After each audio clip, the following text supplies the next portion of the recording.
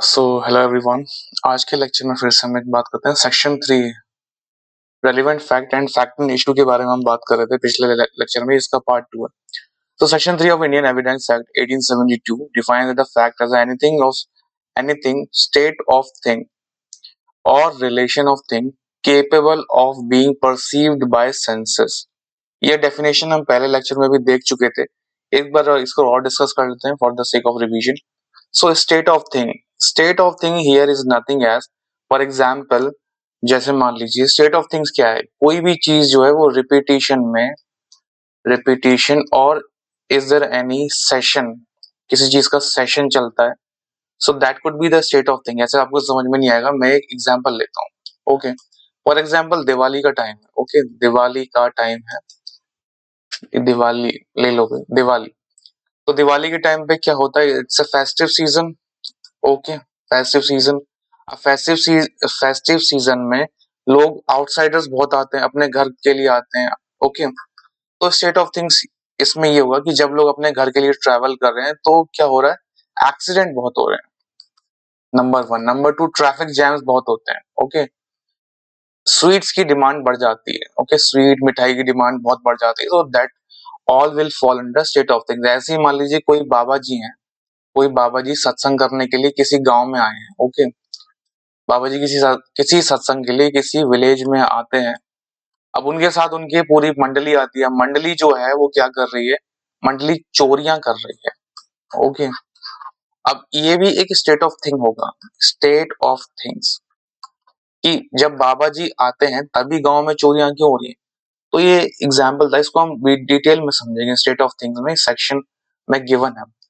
Okay, state of thing हमने समझ ली। और रिलेशन ऑफ थिंग, अब बाबा जी आए हैं तो इसका स्टेट ऑफ थिंग से रिलेशन है कि चोरियां हो रही है। Relation of things capable of being perceived by senses, हमें पता है 6 सेंसेस से आंख, कान, हमारा गला, जो और हमारी टेस्ट। तो कोई भी चीज जो हमारे सेंस परसीव कर सकते हैं, that will also be a fact, that will be also falls in the definition of fact. Okay, so any mental condition of which any person is conscious, conscious मतलब वो अपने पूरे होश और हवास में है। ठीक है, अपने पूरे होश में, that is the meaning of conscious. Relevant, one fact is said to be relevant to another when the one is connected with the other in any of the ways referred to in the provisions of this act relating to the relevancy of fact। अब देखिए, मान लीजिए ए ने B का murder कर दिया, ए killed B. अब इसका रिलेशन क्या है, पहले तो ये प्रूव होगा, the fact in issue will be that whether the A has killed B, क्या ए ने सच में बी को मारा है। पहले तो ये हो गया फैक्ट इन इशू। ओके, दूसरा क्या होगा कि रीजन क्या था, why A killed B, so that will be the relevant fact कि उसके ऊपर कोई डेट था। ओके, कि बी ने उससे कुछ पैसे उधार लिए थे, तो ए ने ग्रेव एंड सडन प्रोवोकेशन में उसको उसका खून कर दिया, that could be the relevant fact. Fact in issue एक बार फिर से रिवीजन कर लेते हैं। Expression fact in the issue means and includes, again this is not exhaustive, any fact from which either by itself or in connection with other fact the existence or non-existence। अभी देखिए, यहाँ पे ये दो keywords हैं, existence and non existence. यहाँ पे इसका मीनिंग ये होगा कि एग्जिस्टेंस का मतलब द एग्जिस्टेंस ऑफ फैक्ट, कि वाकई में क्या ए ने बी को मारा था, क्या क्या बी वाकई में एग्जिस्ट भी करता था, क्या बी नाम का कोई व्यक्ति भी था, क्या बी नाम का कोई व्यक्ति था killed by A, तो that will be the part of existence, कि क्या सच में ऐसा था। and non existence will be that कि क्या A exist करता था, that will also be the question। now in that case they both exist and A killed B, then what would be the reason behind, क्या A ने वाकई में B को मारा है, तो ये होगी इसकी नॉन एग्जिस्टेंस पे क्वेश्चन और एग्जिस्टेंस पे भी क्वेश्चन। तो that question from the existence and non-existence will be a part of facts in issue। nature or extent of any right or liability or disability asserted or denied in any suit or proceedings। अभी देखिए यहाँ पे suit और proceedings क्यों लिखा हुआ है, ये दो शब्द क्यों लिखे हुए हैं, सूट और प्रोसीडिंग्स, एंड क्यों नहीं लिखा बीच में। तो देखिए हमने सूट ही क्रिमिनल मैटर्स में भी होगा, ओके, क्रिमिनल मैटर्स भी इसमें इन्वॉल्व होंगे। दिस एविडेंस एक्ट की खूबसूरती है that is it is applicable on the both civil and as well as criminal matters, necessarily flows. ठीक है, आई होप यहाँ तक आपको कोई डाउट नहीं होना चाहिए, बिकॉज प्रीवियस लेक्चर में भी हमने डिटेल एनालिसिस किया था with the story of Santosh Singh case. Explanation पे जाते हैं।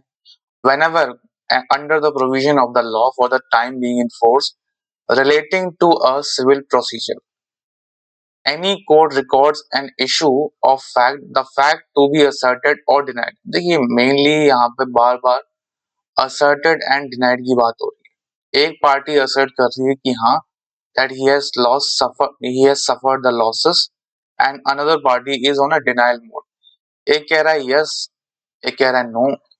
अब ये जो yes कह रहा है वो उस पे कह रहा है no, तो ये असर्शन और डिनाइल का सिलसिला चालू रहता है। In the answer to such issue is a fact in issue. देखिए मेरी समझ के हिसाब से पहले आते हैं facts in issue. Facts in issue कि मैटर है क्या, किस पे बात हो रही है, कौन सही है कौन गलत है, ये सही है या ये गलत है। तो असर्शन और डिनाइल की स्टोरी कंटिन्यू रहती है। उसके बाद आते हैं इन्हीं फैक्ट्स को, असर्शन और डिनाइल ये दो शब्द हैं, इसी पे हमारी बात करते हैं। इस पे रेलिवेंट फैक्ट दिए जाते हैं और इस पे भी रेलिवेंट फैक्ट दिए जाते हैं।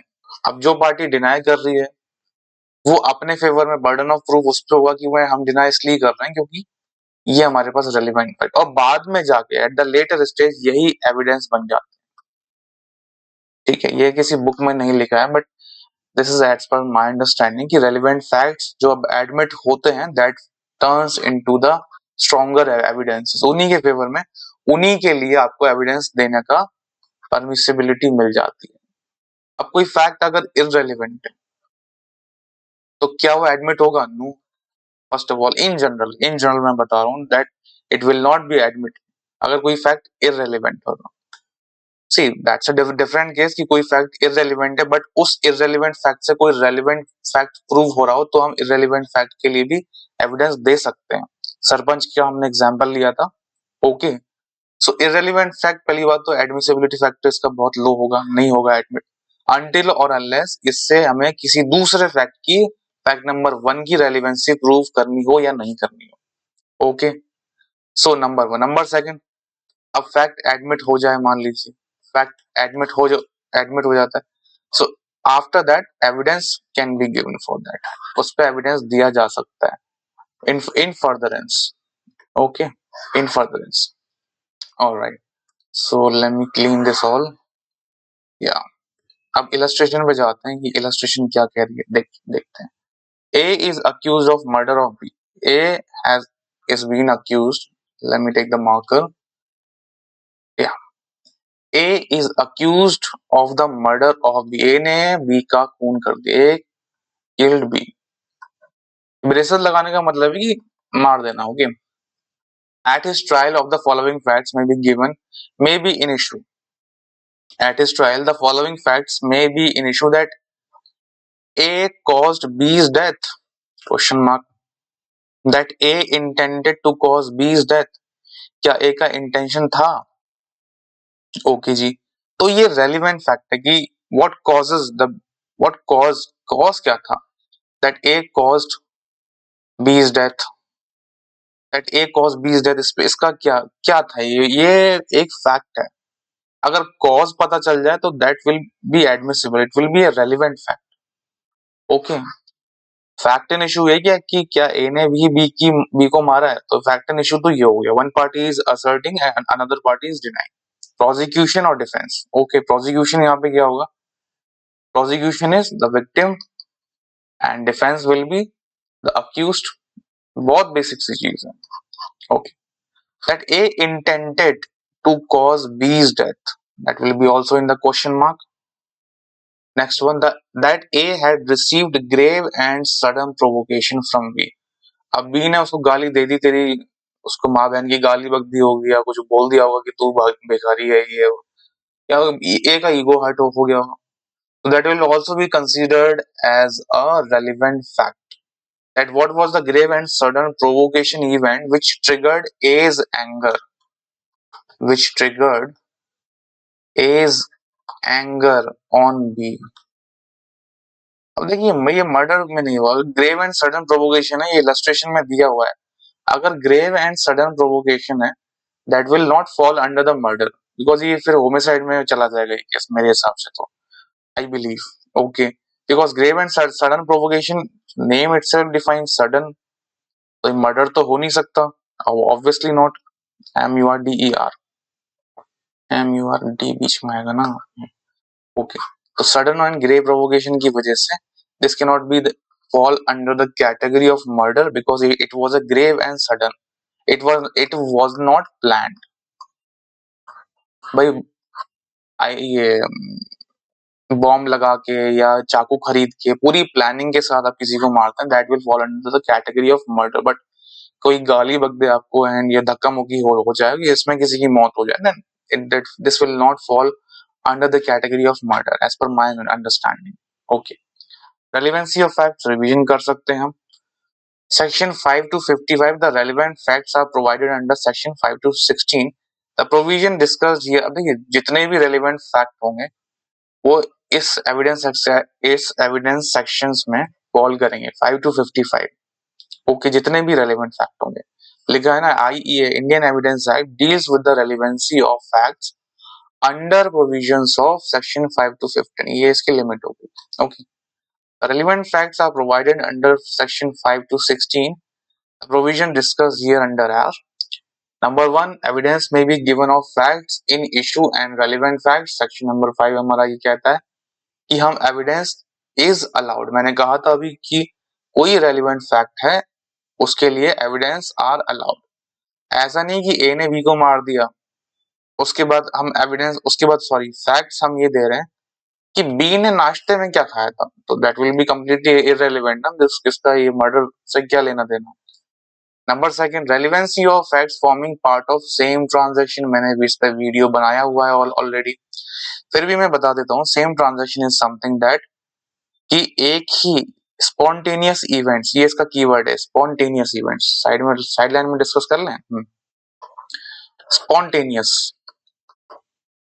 ओके, फॉर एग्जाम्पल मान लीजिए ए ने बी को किल कर दिया, ए इंटेंडेड, चली ठीक है, ए ने बी को मारने की कोशिश करी, बी का गला कट गया।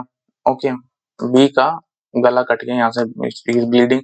अब बी भागता भागता पुलिस स्टेशन में जाता है बिना किसी से मिले, बिना किसी को अपनी स्टोरी सुनाए हुए कि भाई मेरे साथ ये हुआ। रास्ते में ऐसे नहीं कि उसने पान खा लेगा, पानी का पाउच पानी की बोतल पी लेगा या खाना खा लेगा, रुक के नहीं पहले खाना खा लेते हैं, किसी से मिल लेगा, that will not fall under the spontaneous event, ये spontaneous नहीं होगा। immediately अगर if in case of B rush to the police station, that will be the spontaneous event and that comes with the same transaction part which falls under section 6, इसको हम rest just भी बोलते हैं। okay, which is also a relevant fact। okay, इसको detail में discuss करेंगे, already video मैंने इस पे बनाया हुआ है, बट या in furtherance we can discuss it more in details later। facts which are occasion, cause और effect of facts in issue, section 7। Okay जी, ये भी बहुत लंबा सेक्शन है, इसको डील करेंगे। मोटिव प्रिपरेशन एंड प्रीवियस और सब्सिक्वेंट कंडक्ट, सेक्शन 8। इसे पढ़ने में आपको बड़ा मजा आएगा। फॉर एग्जाम्पल मान लीजिए मोटिव, अब जैसे हमने केस डिस्कस किया था संतोष सिंह केस, संतोष सिंह में जो है, Santosh Singh as an accused or better I should say he was a culprit। तो Santosh Singh killed Priyadarshini Mattu and his motive was to take revenge। number 1, बेइज्जती का बदला। number 2, rape. तो ये दो मोटिव थे इसके। ओके, प्रिपरेशन क्या थी, संतोष सिंह केस पे वापस आते हैं, दैट संतोष सिंह ने वो रेकी कर रहा था किसके घर की, प्रियदर्शनी मट्टू की। तो ये प्रिपरेशन में फॉल हो जाएगा ना, ये प्रिपरेशन फॉल होगा। एक केस हमने और लिया था in our previous lecture, that it was a parliament attack case. Parliament attack case में हमने एक चीज डिस्कस करी थी कि preparation will be the crime. India के खिलाफ वॉर करने में अगर if you are planning to wage war against India, so that will also fall under the crime itself। इसकी क्राइम है ये। ओके, अगर आपके घर से कोई मैगजीन बरामद होती जिस पे लिखा रहता है पाकिस्तान जिंदाबाद या फिर 101 नुस्खे धमाके करने के, तो ये सब किस में आएगा? ये सब प्रिपरेशन में आएगा। ओके, तो ऐसा नहीं करना है। Okay, it's a crime. Preparation and previous और सब्सिक्वेंट कंडक्ट। अब संतोष सिंह केस में संतोष सिंह का प्रीवियस कंडक्ट क्या था? That he propose Santosh Priyadarshini Mattoo. Also जब उसकी इंसल्ट हो गई, जब उसने कहा कि भाई मुझे कोई इंटरेस्ट नहीं है, तो in that case what Santosh Singh has done, he has done what, उसने प्रियदर्शनी मट्टू पे एक कंप्लेंट फाइल करी under which he claim that कि इन्होंने एक ही साल में ड्यूल डिग्री कोर्स किया, which was not allowed at that time. और सब्सिक्वेंट कंडक्ट, अब संतोष सिंह केस में जब पुलिस संतोष सिंह के घर पे पहुंचती है एंड क्वेश्चन संतोष सिंह कि ये हेलमेट आपका है, तो वो क्या बोलता, नहीं मेरा नहीं, ये हेलमेट पे पंच मार्क जो है मैं गिर गया था उसकी वजह से आए हैं। And Santosh Singh was trying to hide the facts, he was intending to take the plea of alibi. अब प्ली ऑफ एलिबाई उसने कैसे लिया होगा? फॉर एग्जांपल केस स्टोरी में पढ़िएगा, बड़ा मजा आएगा। प्ली ऑफ एलिबाई क्या, जब when he visited the library गया तो ही आस्क्ड द क्लर्क कि वो टाइम जो है वो 6:30 बजे का नोट कर दें और वो पहुंचा कितने बजे तक? 7 बजे। So this was the subsequent conduct कि क्राइम करने के बाद जो कल्प्रिट है, जो अक्यूज है, वो कैसे एक्ट कर रहा है। अब मान लीजिए किसी जैसे मान लीजिए ये एक शॉप है, इसमें इसमें आग लग जाती है। Okay, fire. अब शॉप ओनर जो है खड़ा खड़ा देखता रहता है, मंद मंद मुस्कुराता रहता है कि लगने दो रहा है फायर को, मुझे क्या फर्क पड़ रहा है। तो ये सब्सिक्वेंट कंडक्ट हुआ ना। Okay, it will follow in the subsequent conduct की crime is happening, not crime, accident is happening, but बाद में ये राज खुलता है कि इसके पास ऑलरेडी इंश्योरेंस था और इस शॉप में स्टॉक पाइल्ड था। स्टॉक पाइल मतलब ऑलरेडी इसमें पुराना स्टॉक था, उसको निकालने के लिए, वो बिकता तो है नहीं, तो इंश्योरेंस में इसने शॉप ओनर ने क्लेम कर लिया। तो which is wrong obviously, it is a subsequent conduct कि आप सबसे, या फिर दूसरा देखते हैं, एक बंदा है। ओके, उसने क्या किया, एक टाइटन की वॉच चुरा ली। टाइटन नहीं, राडो लिखते हैं, टाइटन की वॉच क्यों चुराएगा? राडो की वॉच चुरा ली। अब इसने ये पहन ली। ओके, अब जैसे ही इसने ओरिजिनल ओरिजिनल ओनर को देखा जिसने से चुराई थी, ही स्टार्टेड रनिंग, वो ये भागना शुरू कर देता है। तो that is also follow under the subsequent conduct. It's a basic example in the daily life, देख सकते हैं। ओके, सेक्शन 8 इसके बारे में बात करते हैं। फैक्ट्स नेसेसरी टू एक्सप्लेन और introduce relevant fact, section 9 deal करेंगे डिस्कस में, which is a huge section again. Facts showing existence of state of mind और बॉडी और बॉडीली फीलिंग, सेक्शन 14। सेक्शन 14 में हम बात करेंगे, फॉर एग्जांपल मान लीजिए अगेन ये हमारे वीनू भाई हैं।